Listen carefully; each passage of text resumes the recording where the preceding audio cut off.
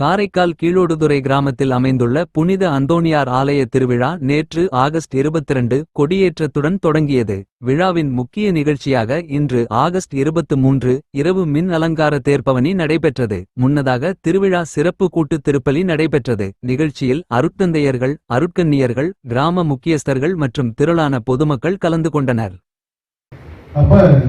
அந்த வீட்டுக்கு ஒரு தலைவர் சொல்றாரு, நீங்கெல்லாம் இப்படி 4000-5000 ரூபாய்க்கு ட்ரெஸ் எடுத்தா நான் தெருவில் போய் பிச்சை தான் எடுக்கணும் அப்படின்னு சொன்னாரு. நான் தெருவில் போய் பிச்சை தான் எடுக்கணும். இயேசுவில் பிரியமான சகோதர சகோதரிகளே, ஒவ்வொரு விழாக்களும் எல்லாருக்குமே ஒரே மாதிரி அமைவதில்லை. அப்படிதானே? பொருளாதார அடிப்படையில் நிறைய ஏற்றத்தாழ்வுகள் நம்முடைய வாழ்க்கையில நிறைய நம்ம சந்திக்கிறோம்.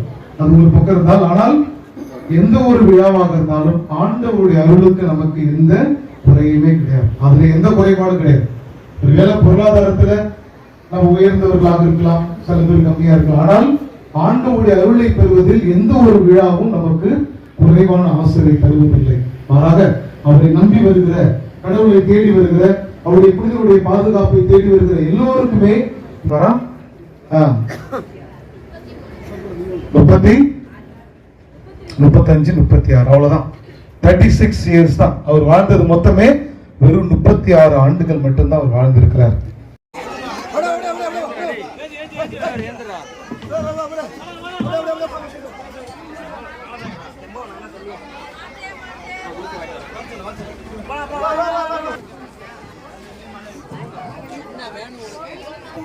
Nanti